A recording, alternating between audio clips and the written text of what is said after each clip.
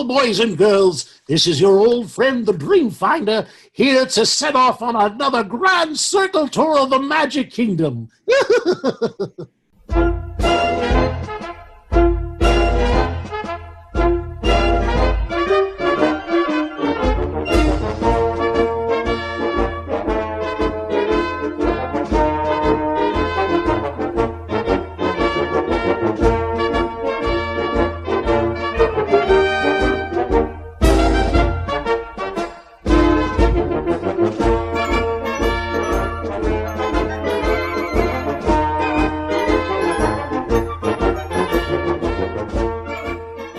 Hello, passengers, and welcome to another exciting adventure of the Grand Circle Tour Detour.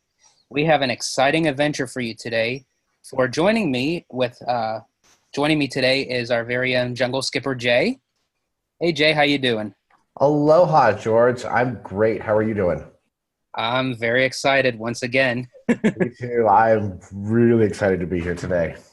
And passengers, the reason why for our excitement is we have a very special guest joining along the ride this evening. It is Ron Schneider, who is known around the world as, you guessed it, folks, the Dreamfinder. Yeah, so glad you could come along. Hang on to them hats and glasses. That is awesome. So we will be talking with Ron about his relationship with Disney and everything and how he got started. And let's just get right into it because I can't wait. So, Ron, first I have to ask, as I ask everyone that joins the podcast, where did you get bit by the Disney bug, so to speak? My father had an air conditioning business in Southern California in the early 50s, and we got a gig doing air conditioning for a project going up in Anaheim. So I had a ticket to Disneyland and was there with my mother, father, and grandmother on the first day the park was open to the public, July 18th, 1955. I don't remember much about that day because I was only about 2.5. We had lunch in a saloon in Frontierland. We had a table in the back of the room, and this very attractive lady brought me a sandwich and a Pepsi, and I had food in front of me, so I didn't pay any attention to the very loud and brightly lit something going on the other end of the room. 25 years later to the day, I was the brightly lit and very loud something going on at the other end of the room. So I grew up going to Disneyland. Was there throughout the 50s and 60s, and when Walt died in 66, it just struck me what a tremendous influence he had on my life. And the next time I was at Disneyland, I realized it was a giant stage and that I was on that stage, and my interest in being a performer, I had studied magic and puppetry at that point, made me kind of led to my wanting to be a performer on that stage. I started reading everything I could get my hands on about Walt and did everything I could to learn about how Disneyland worked. Of course, this is back before there was an internet or any books on the subject. So I had to do all my own research and spent a lot of the 60s and 70s. I snuck around backstage at Disneyland, as people are wont to do nowadays, but I did it before there were cameras or security. And just got every article I could find on Walt Disney and about the parks, read everything I could get my hands on. And in the 1970s, I read a book from the University of Disneyland called The Art of the Theme Park. And in that book, it said, nobody raises their kids to work in a theme park, and there are no college courses on the subject. And when I read that, I decided that that's what I was going to do with my life. I wanted to learn everything I could about this particular form of performance. And so I started taking theme park jobs. First one I ever got was in 1970. I worked a wardrobe issue for the Christmas parade at Disneyland for a couple of weeks. Worked backstage handing out parade costumes. And the following summer, Magic Mountain opened north of Los Angeles. And I got a job there as a ride operator. And over the next 4 decades, took every theme park job, performing job that came along, all because I wanted more and more experience and more knowledge about how it worked. And following that they say if you follow your bliss, if you do what you love to do, you'll never work a day in your life. And that's basically what happened to me for 40 years. Awesome. Now, kind of going back a little bit when you said you went to the grand opening of Disneyland, as you said, you probably didn't remember a whole lot, but has any of your family members caught a glimpse of Walt? I caught a glimpse of him, but just the top of his head. I was there one day with my family, with my father. It was after the divorce. I was there with my father and my sisters, and we entered the park, and I immediately said, okay, I'm going off on my own. Goodbye, everybody. And I hopped on the omnibus, and I got up on the second floor of the omnibus, and we're pulling away from Town Square, and my sister Lisa is running after the bus going, Ronnie, Ronnie, Ronnie, look. And she's pointing at this mob of people off to the side. And what I found out later that day was that Walt was in the middle of that mob of people signing autographs. And that's as close as I got. I saw Roy Disney, Walt's brother. I was living on the Cal Arts campus one summer while I was working at Magic Mountain. And Roy pulled by me in a limousine, sitting in the back of a limousine. And I met Ron Miller a couple times. The last time was at the Disney Family Museum in San Francisco in 2010. I ran into Ron Miller, and he says, "Are you having a good time?" I said, "Oh, yes." And he stepped aside, and Diane Disney, Walt's daughter, was standing behind him. And I immediately kissed her hand, and we stood there and talked for like 15 minutes about the museum and about Walt and Dreamfinder and the Golden Horseshoe Review. And so those are my brushes with the Disney family. I think the closest I ever came to actually meeting Walt was when I got to use his bathroom at the Disney Studios. I visited the Disney Archives in 1970, I think it was. I was one of the first people to visit. And Dave Smith took me into Walt's private office. And I had to use the bathroom, so he let me use Walt's private bathroom. The wallpaper was covered with little steam trains. Of course. Yeah. And this was the actual office, the one that they now have on display. Before they dismantled it. This was in 1970. Walt had passed away 4 years prior. The room had not been touched. It had just been dusted. It had just been cleaned over, but nothing had been moved. All the stuff was still on the wall. All the stuff was on the desk where he'd left it.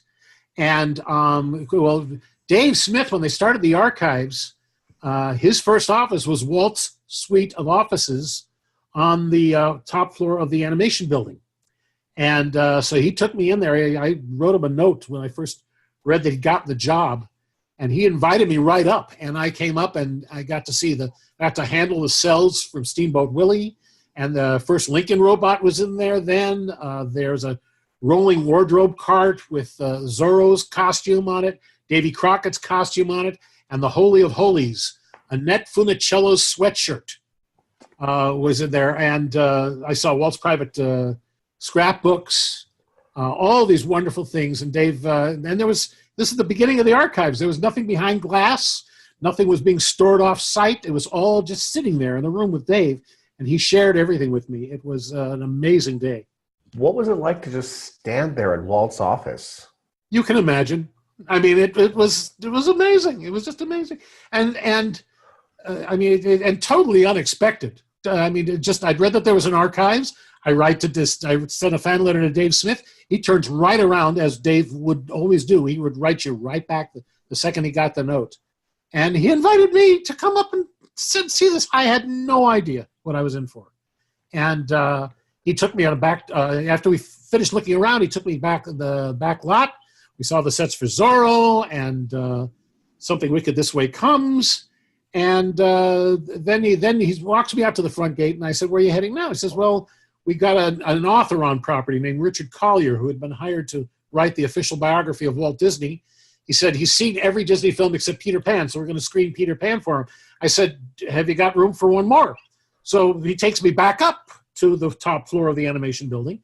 We go into Walt's private screening room, and I sat in Walt's big leather chair with the ashtray and watched the studio print of Peter Pan while this guy sits behind me at a lit desk writing notes for his biography. which was never published, by the way. Well, actually, it was published in Reader's Digest, but they never made a full book out of it. But the funny thing was that this was the studio print of Peter Pan, and this is before there was VHS or any video. So this was a 16 millimeter print, and it looked like hell because it had been passed around for decades. So now, you said that you had worked backstage at Disneyland. Then from there, did you still continue on with the company? Yes. My first job with Disney was doing the wardrobe issue, and I did that for a couple of weeks in 1970. That same year, I saw the Golden Horseshoe again. Now, I'd seen it when it opened, but this is 15 years later. I saw the show. The same comic was there. His name was Wally Bogue. And I saw Wally Bogue in that show, and I took one look at this man, and I said, this is what I want to do with my life. I want to be Wally Bogue.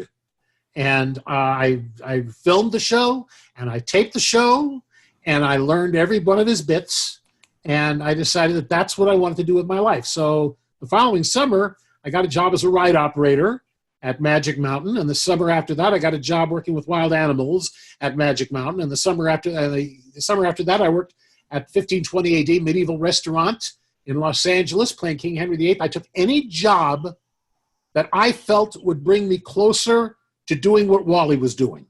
It may not have been the same job, it may not have been in the same place, but anything that was heading in that direction, I would latch onto and get everything I could out of it. I went to college at Los Angeles City College, and we did a production of The Drunkard, the old melodrama. And I was going to host the little variety show at the end of it. They called them Oleos.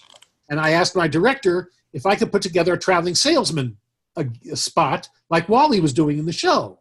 And so he said yes. And so I put together a funny medicine pitchman act, selling tiger fat, made from the marrow and fat of healthy, vigorous, contented young tigers. It cures headache, earache, toothache, toothache, neuralgia, corns, warts, bunions, calluses, scalds, skin infections, hangnails, rheumatism, arthritis, muscular aches and pains, hardened arteries, high or low blood pressure, heart disease, fallen arches, or housemaid's knee. And put this whole act together because that's what Wally was doing. I worked at Universal Studios in the 70s as a tour guide, back in the days when the tour was 2.5 hours long. Anything that put me in front of a microphone put me in front of an audience at a theme park. Then in 1977, Magic Mountain opened a themed area called Spillikin Corners. And they wanted to have a medicine pitchman on the street doing a comedy medicine pitch, which I had already done a medicine pitch when I was in college. So I went and auditioned for them, got that job. I did that for 4 years. And then in 1980, Disneyland was looking to hire a new understudy for Wally Bogue for the 25th anniversary summer at Disneyland. And I walked in with my medicine bag from Magic Mountain and went up to start my audition. And as I went up to start my audition, Wally Bogue was sitting there with the head of talent booking, Sonny Anderson. And Sonny turned to Wally and said, "This is the kid I told you about." They knew about me. I hadn't been to Disneyland. I hadn't been there. I'd been there dozens of times, but I'd never auditioned for them. They simply heard about me because I was busy doing what I loved doing other places. And when I walked in and did the audition for them, and in 1980, 10 years after I saw Wally, I got the job. I was the comic at the Golden Horseshoe Review understudying Wally Bogue. The funny thing is that, and there are like 3 or 4 other guys besides me who had the exact same experience. They saw Wally Bogue, they decided that's what they wanted to do with their lives, and they wound up working as Wally's understudies at the Golden Horseshoe Review. Dick Hardwick was one of them. Dana Daniels was another. And we all sat together at a table back in I think it was in the 90s. They did a tribute dinner to Wally. And all of us guys were sitting at the front table paying tribute to Wally Bogue, who had inspired us. Another fellow who was very inspired by Wally was Steve Martin. Steve worked in the magic shop when Disneyland opened, and he was very inspired by Wally Bogue. So I have to ask, because I'm old enough to remember Wally Bogue. What was he like? He was all business off stage, but you understand that he started very young. When he was 16 years old, Wally had his own dancing school He taught eccentric dancing and ballroom dancing to people, and he had traveled the world doing the balloon animals, playing the bagpipes, doing ventriloquism. He'd been on the Ed Sullivan Show and had been all over the world as a headliner for many, many, many years. He wrote a great book about it, by the way. I think The Clown Prince of Disneyland was the name of it. And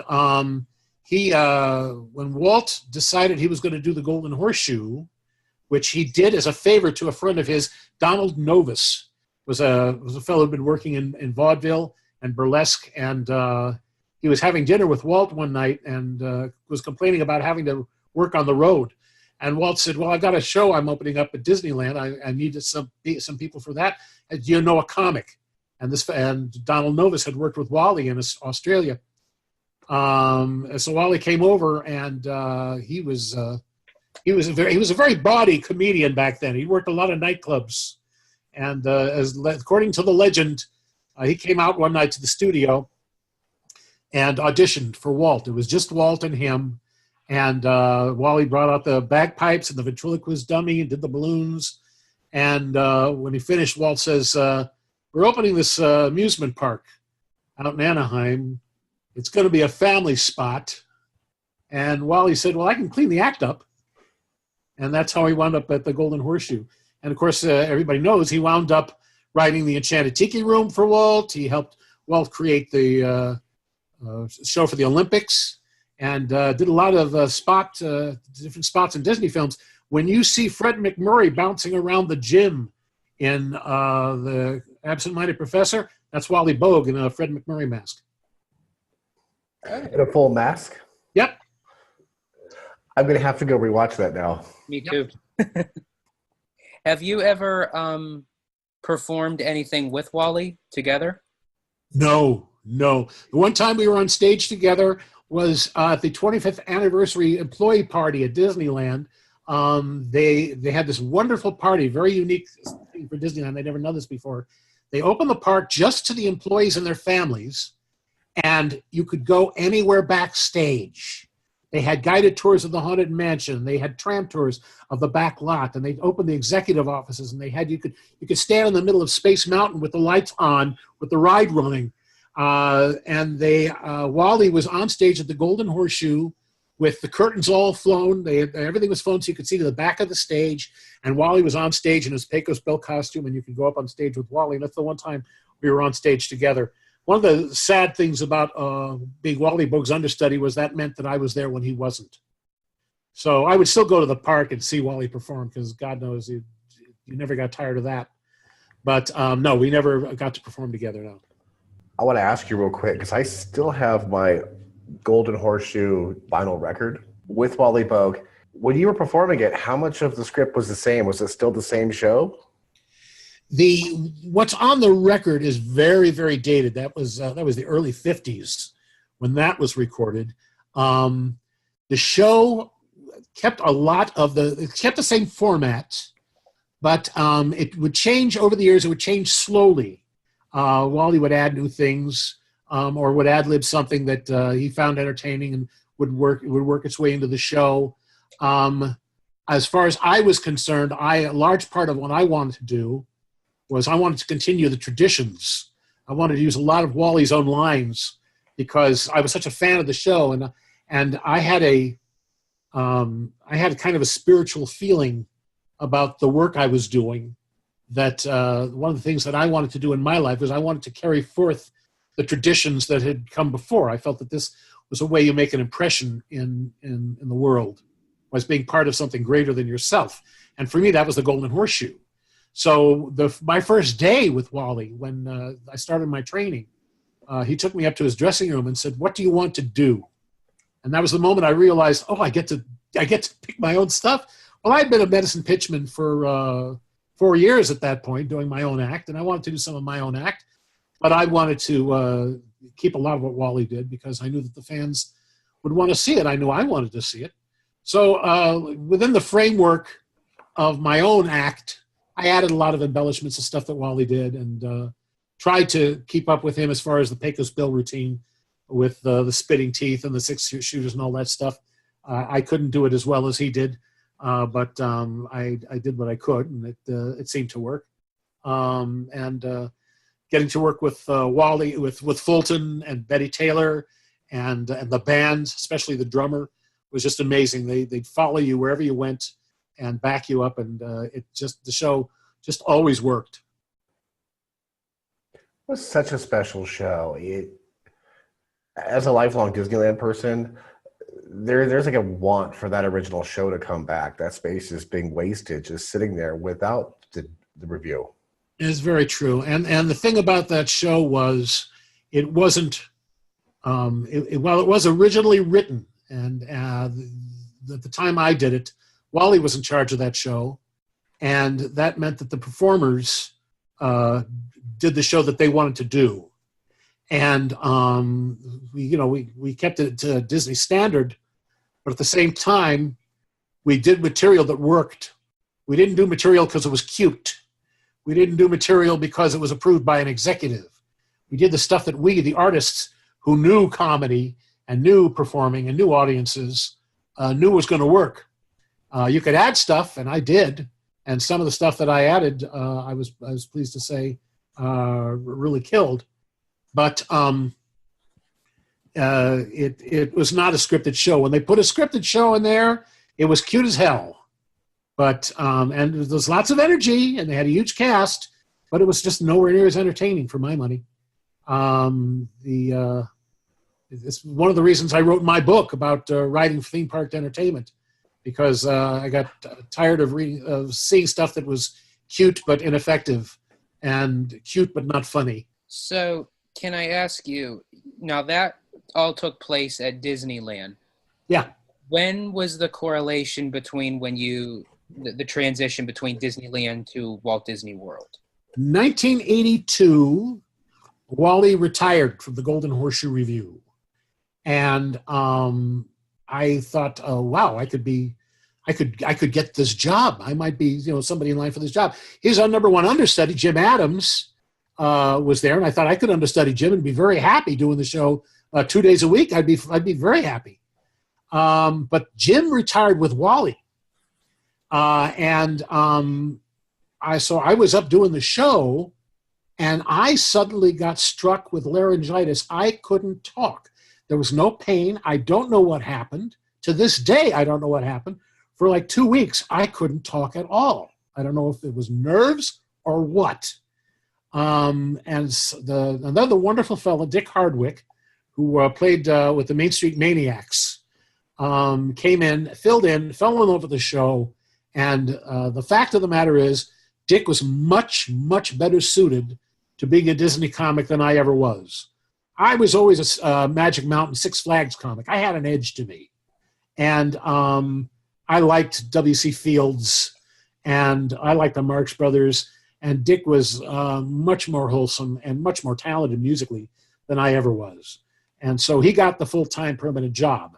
Now, about the same time, I attended a little forum at the Disney University being conducted by a youngster named Tony Baxter. Don't know if you ever heard of him. Tony comes in, and he did a presentation about careers at WED Enterprises, as it was called back then. And this is back in the day when the Imagineers, if you worked for the company especially, would talk about what they were working on. Nowadays, thanks to us podcast people, they don't talk about nothing. And but at this meeting, Tony talked about Imagineering, and he talked about the project he was working on, which was the Journey into Imagination. And he showed us a picture of the Dreamfinder and Figment. And he said, these are going to be the only Disney characters at Epcot Center. There's not going to be any Mickey Mouse, no Goofy. It's just going to be Dreamfinder and Figment. And I took one look at that picture, and it was the exact same reaction I had the first time I saw Wally Bogue. I said, that's what I want to do with my life. So I went to my boss, the head of talent booking at Disneyland, Sonny Anderson again, and said, I saw a sketch of this Dreamfinder character. Is he going to be walking around at Epcot? The guy said, yeah. I said, I want the job. And by this time, he knew me pretty well. I'd been in theme parks at that point for 12 years playing characters. I had the background in puppetry, and he handed me the job at that meeting. You knew right from the start that you would be willing to move cross country for this character. Oh, yes. The one thing that, one of the other reason I moved was not just for the character, but for the stages. Walt Disney World had all these stages to fill, and I saw this as the land of opportunity. And also, you know what I really want? It's funny because what I really wanted to do at Epcot was not the Dreamfinder. Before the Dreamfinder, I had my heart set. They were going to open a British music hall in the UK Pavilion originally, and I wanted to be the chairman in the host of the music hall show, and that's what I really had my heart set on until I saw Dreamfinder. And the funny thing is, of course, I move out here, and I find out that every day I have to glue on this mustache and this beard and wear this wig and this three-piece suit and the rubber dragon, and I can't stand wearing a false mustache, and I had to get used to putting on this enormous rig every day in 100-degree heat. So that was quite a challenge for me. Now, obviously you use your voice, but you could also tell that when you talk as the Dreamfinder, you put a little more to it. Was that all you? Did you come up with how the Dreamfinder spoke? No, as a matter of fact, a fellow named Chuck McCann had done the voice in the ride. And had done a wonderful job with it too. He actually did an impression of Frank Morgan, who was the Wizard of Oz. And so that when people hear that voice, they always react to it strongly because they've heard it all their lives. They've heard it growing up. And when I first heard about the character, the first phone call I made before I even applied for the job, so I called a friend of mine who worked at WED Enterprises. His name was Ken Lisi. And Ken was in charge of the sound department. We ran the recording studio at Imagineering. And I said, listen, I'm interested in doing this Dreamfinder character. Can you get me a recording of his voice in the ride? Because when I'm walking around outside, I want to be able to see if I can recapture that, if I can do that voice. So he said, sure, come on out tomorrow. So the following day I go out to Imagineering, and he hands me a cassette recording that says Imagination Turntable on it. He says, here you go. And then he introduced me to Tony Baxter and Barry Braverman, were the two men behind Imagineering, behind Imagination Pavilion. And they took me back into the bowels of the WED Enterprises building, and they walked me into a room, and sitting up on the sawhorses was the entire first scene of the Journey into Imagination. It was the flying machine with Dreamfinder on it, and the whole thing just sitting up there, hooked up by cables to a bank of computers. And they said, watch this. And they punched the button, and the thing came to life. And I saw the entire opening scene of Journey into Imagination played for me there. And I was just dumbstruck. You know, it was just gorgeous, you know, even sitting in that warehouse. I took the cassette recording home. I had a friend of mine I worked for an ad agency downtown, and we went down to his recording studio, and we put the tape in, and we listened to the tape over and over and over and over, and he worked with voice talent all over the world. He helped me get that voice. And so I found that by bouncing the voice off my upper palate and changing my inflection, I could sound more like the Dreamfinder. I left a message on my phone machine when I went home that night, saying, Rod's off on a flight of fancy and won't be back for some time. So leave a message after you hear the tone. So I went out that night.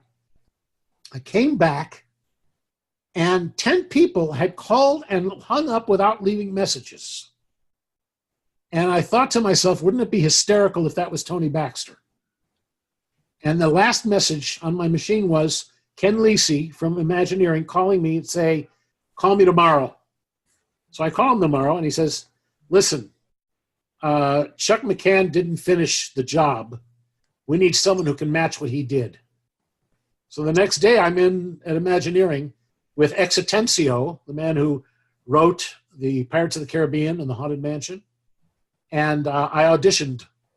And so in the ride, my voice fills in a couple of the lines, that Chuck McCann didn't do. I was in the realm of science. I did skyrocket soar towards outer space. Imagine yourself in an infinite place. And I also did the Dreamfinder on the camera crane at the end of the ride. So I had the voice down before I even got the job. So was that pretty much the guaranteed moment that you had it? No. My doing that voice had nothing to do with my getting the job at the park. That was entirely Sonny Anderson's thing. Although when I asked Sonny about it, Sonny called Florida to check with the head of entertainment for Epcot, a fellow named Pete Blaustein. And the funny thing about it was I'd known Pete Blaustein since 1968. He was a mentor of mine working in summer musicals in Los Angeles. So when Sonny Anderson told him on the phone that he had a guy to play the part of Dreamfinder and he mentioned my name, Pete Blaustein starts laughing over the phone. I'm sitting in Sonny's office laughing, and Sonny's going, "Why are you both laughing?" And that's really how I got the job. And then from there, you just moved directly cross country? Yep. I came out here. I came out a couple of weeks before I moved because we had to shoot a preview film for Imagination because they were afraid there wasn't going to be anything open in the attraction. But I came out in September of 1982 and got thrown to the wolves. There was a costume, a bad wig and beard. It took them. I've always found that it takes like a year before they have everything in place to do any particular job. You'll start a job, but they won't have all the support you need. They won't have all the elements you need to do it right. With the Dreamfinder, it took 2 years before I had the right kind of beard and mustache, the right kind of arm for the dragon, the right kind of puppet. Everything was kind of make do, especially for the first year. Trying to find a spot for a dressing room for me. But like I say, I was on my own, really on my own. No one had ever done that character before. There was no one to train me. And in fact, a couple of months after I started, they started bringing in other guys who I would try to train, but I had the responsibility of training them, but not the authority, so I really couldn't teach them much. They would do their own thing with it. So were you there for the grand opening of Epcot? Oh, yes. I was there for the grand opening. And then when March of 83 came along, I did the grand opening show, which you saw on the video at the D23, was me at the grand opening of the ride. And I did if you go on YouTube, you'll see me being interviewed on opening day on the Today Show. You'll see me working with Danny Kaye and Drew Barrymore on the opening TV special. And please, when you watch these, bear in mind, it was my first time playing the character. I wasn't terribly good. I got better, though. Now, I believe I remember also seeing something on YouTube.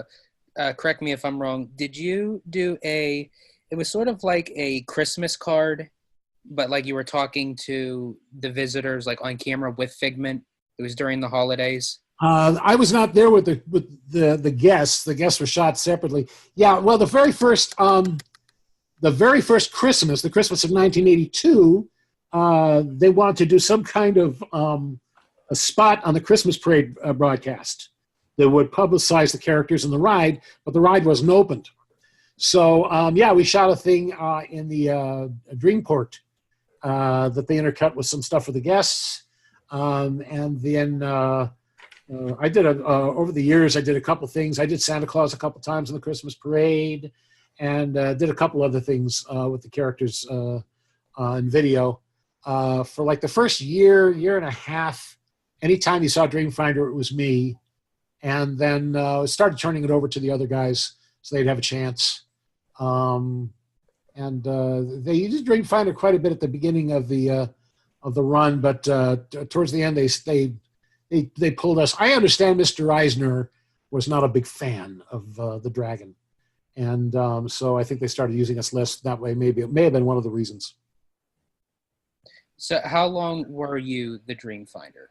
I was there for almost 5 years. I lasted till summer of '87. I went to work for Pete Blaustein again. He moved over and was building themed restaurants, and I love themed restaurants. I've worked at 6 themed restaurants over the years, and we opened a place in Kissimmee called Fort Liberty Wild West Dinner Show, and I got to write and direct and star in that for a couple of years. Now, was that your decision, or was that when the company started to remove the Dreamfinder? No, the fellow who was working as my number 2, a fellow named Steve Taylor. He was the first person hired after me, and Steve lasted for 15 years. He has the scars, as a matter of fact, and most of the time when people bring me pictures of them with Dreamfinder and say, "Is that you?" I said, No, that's Steve. And Steve was there till 98, till they took out the original ride. No, after 5 years, I had learned everything I wanted to learn. I had done everything with the character that there was to do at that point. And the job that Pete offered me was to write and direct and star in a show that was built around a character that was made for me. Another traveling salesman, as a matter of fact. And so I was ready to go. Well, nothing against anyone. Oh, sorry, Jay. Nothing against anyone else, but as far as I'm concerned, you are the Dreamfinder. Thank you so very much. You know, it's funny because I grew up in California, so I never got to go to Epcot growing up. But growing up at that time, you just kind of knew Figment and Dreamfinder were the icons of the park. You associated them with Walt Disney World just as much as Mickey Mouse, even if you hadn't been out there. Yeah, they got a lot of good coverage. One of the things that, and I realized this years later, actually, you go back to shortly after the park opened, but before the ride opened, we did a parade in Miami Beach for the Orange Bowl. And Kodak had built us a great big float with the dream catching machine on it, and Figment and I went rolling through the middle of Miami at night, and everywhere we went, everybody was screaming, "Dreamfinder, Dreamfinder!" I went, how the hell do they know who I am? And then I realized that when I was a kid growing up in Southern California, if there was an ad about Disneyland, what did my little childish eyes always go to? The characters. And so whenever there was anything published about Epcot, what do your eyes go to? Back then, they went to the characters. They went to Dreamfinder and Figment. You may not have known anything about the characters, but there was that dragon who had that wonderful manic look about him. He almost wasn't like a Disney character at all. He wasn't all circles. He was all sharp angles and craziness. And so I think that that's one of the reasons that we stuck in people's minds through all the years that we were there. Before anybody really knew the ride, they knew Dreamfinder and Figment, yeah. This was a ride that was on par with Pirates and Haunted Mansion. This was a Disney classic. There were more special effects in that ride than there were in all of Walt Disney World when it opened in 1971. It was an epic. Tony Baxter did an amazing job of storytelling with this ride. And that's one of the reasons that I think the characters are so fondly remembered. As if you saw that ride, you met the Dreamfinder. He talked directly to you, and then he created Figment. You saw Figment born, and you saw the love and respect that there was between those characters. And over the course of the ride, you came to identify with Figment. So when you got into that last room where Figment was surrounded by all of the things that he imagined doing with his life, you had that same feeling of potential, of the power of creativity. As the guy said, imagination is something that belongs to all of us. And I think that's the reason that Dreamfinder and Figment are so passionately remembered decades later, even if we're not there anymore, even if people don't remember the characters from firsthand, the people who were on that ride formed that bond with the characters in the ride. It had nothing to do with what we were doing, strolling around, taking pictures and meeting people. It was the power of what Tony Baxter and his people did in the creation of that ride, the storytelling. That's what's completely lacking in the version of the ride we have now, where Figment's treated like a pest. And so there's no, you don't feel that affection for him. But the lingering effects of that original journey still keeps us popular. And Oh, sorry, Jay. And people still want that ride to come back in its original form. Yeah, that's true. People want more of what they know. Bring back Mr. Toad, I always say. But the fact of the matter is that that's a ride of the 1980s. And there are things they can do that will get the same message across as the ride originally had, and I'm more for that. I'm scared to death of them bringing back Dreamfinder. Not that it couldn't be done, but I saw what a lousy job they did bringing Figment back. And I think that the best thing that's happened to those characters in the past few years is the Figment comic book. The Disney Marvel combination, a writer by the name of Jim Zub really did his homework, and in the two stories that they issued in the Figment comic books really, really captured what Dreamfinder and Figment are about. And if we can get writing like that into a new ride, then I'm all for it. And there is so much appreciation for the original ride and for the Dreamfinder and Figment themselves, because I witnessed it myself going to the Destination D for Walt Disney World's 40th when you stepped out on the stage with Figment, and we all just went crazy. Yeah. It was like the Dreamfinder reborn from the ashes, so to speak. But kind of going on to that subject, how did that go all about? Like from the span of you leaving as the Dreamfinder up to that point? I had left in 1987, and it was in 2010, a few years after that. In 2010, I was having a lunch with a fella from D23 in California, and it says to me, we want to bring Dreamfinder back. We're going to be doing this show for the 40th anniversary of Walt Disney World, and we want to pay tribute to Richard Sherman and have Dreamfinder and Figment show up and surprise him and sing One Little Spark with him. And I said, there's no way in hell that the company's going to let you do this. It's never going to happen. And but he worked his magic, this guy, and we had this big secret. Nobody knew what we were up to. With one guy who was working underneath Bob Iger, was a second to Bob Iger. He knew, and he gave his blessing. This fellow from D23 hired a costumer from Miami Beach to come up to Orlando and take my measurements. We mocked up a costume. We managed to get our hands on a wig, beard, and mustache, and I managed to get my hands on a dragon. And the whole thing was put together in utmost secret. So the day of the show, I sneak in the back of the building with everything in bags, and the only people who knew what we were up to was Richard Sherman and Tim O'Day, who was with him, and the stage manager for the show. Everybody else had no idea. And I changed into the costume backstage, went back, and so I was sneaking around backstage, and all the chorus people that were there from the Disney Entertainment were just, oh my God, they couldn't believe it. So when you walked out on that stage, yeah, it was quite a shock. 2,000 people in the audience all stood up. They're crying. The front row was filled with the people who had built Walt Disney World. And Tony Baxter's in tears, and there's Bob Gurr, and there's Dave Smith, and my good buddy Jim Hill, who had no idea. Nobody knew about it. And it was a tremendous thrill for me. I was a little out of shape and quite a bit heftier than the Dreamfinder was, but it was like putting on a pair of old socks. And it was great to see the dragon again. And we just went out there and had a good time.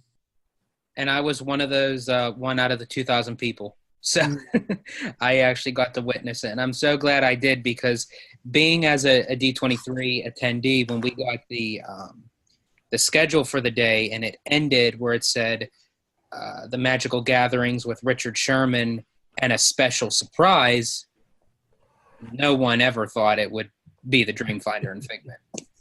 And the really nifty thing was there was a guy in the audience who worked for the company whose job it was to make sure nobody was videotaping the show.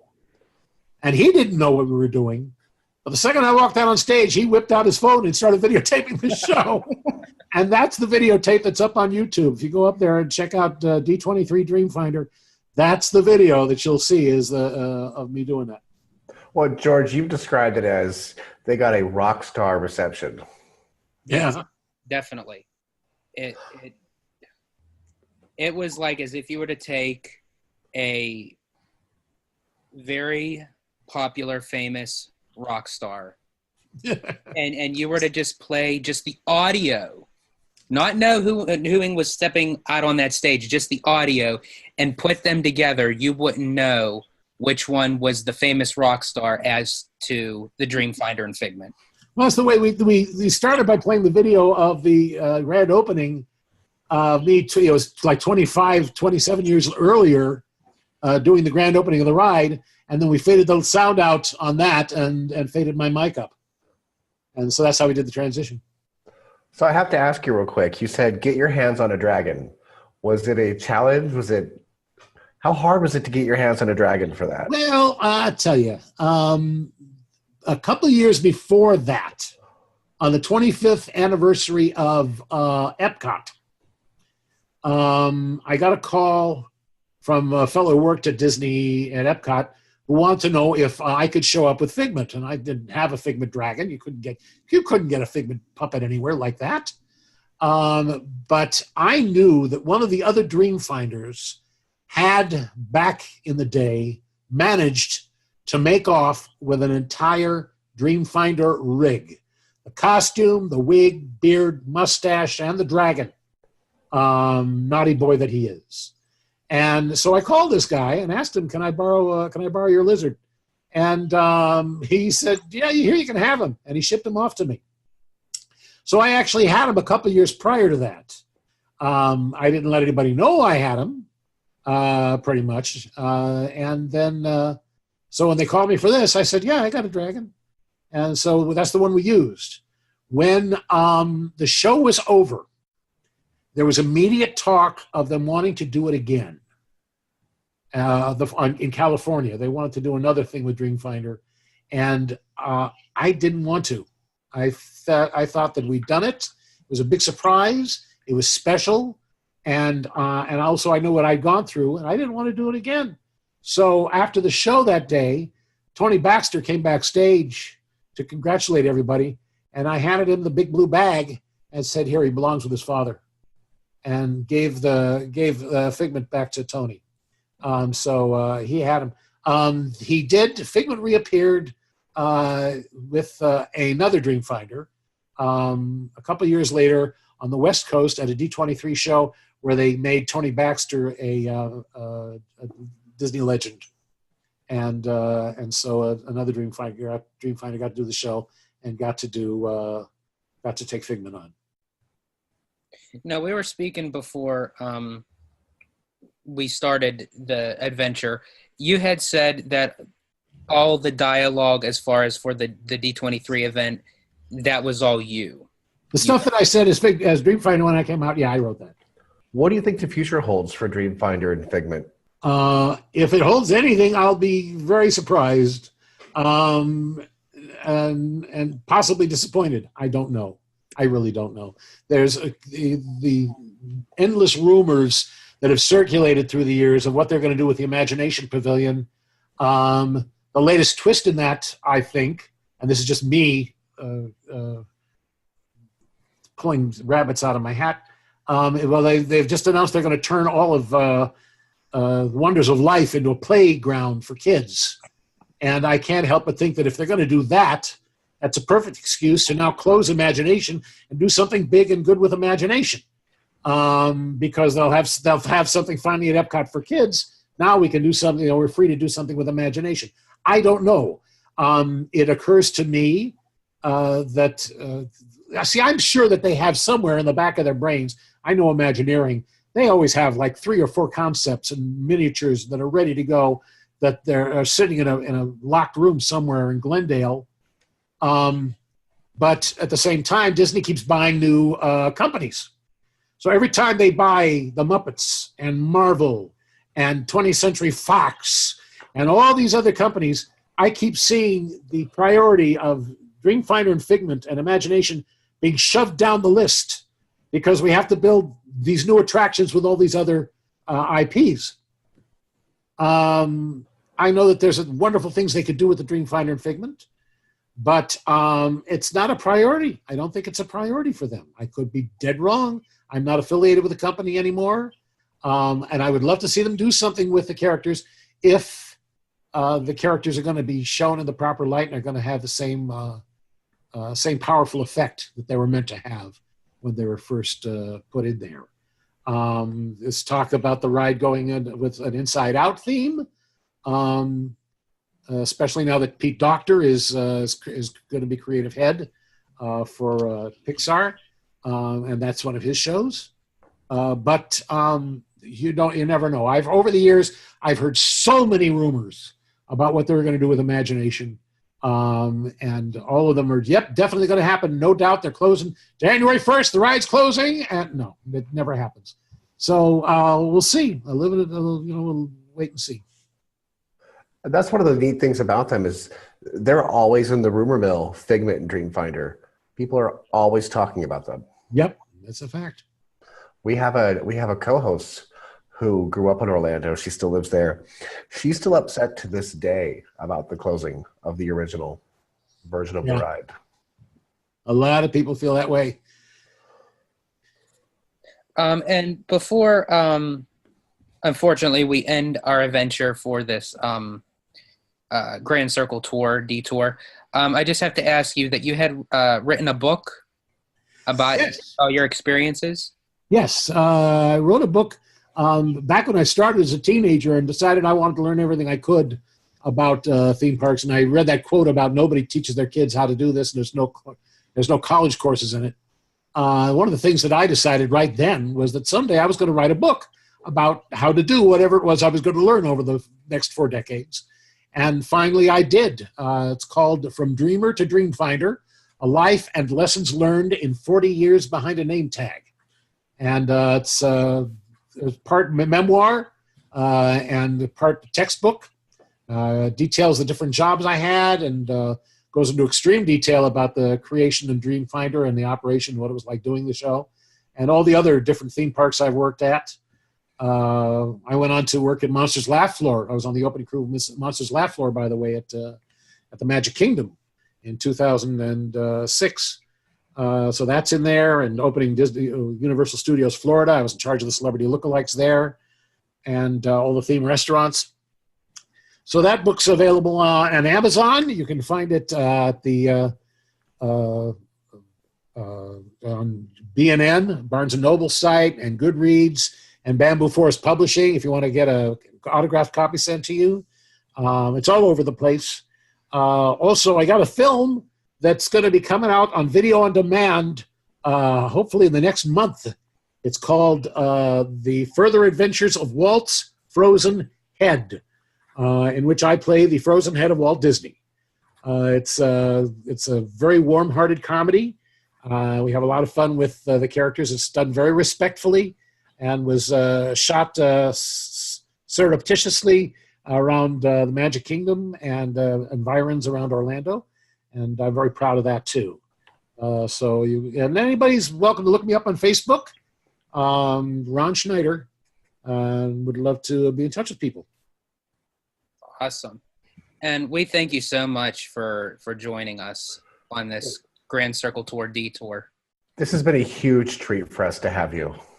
And for me, guys, I loved it. And if everyone want to have me back, I'm always available.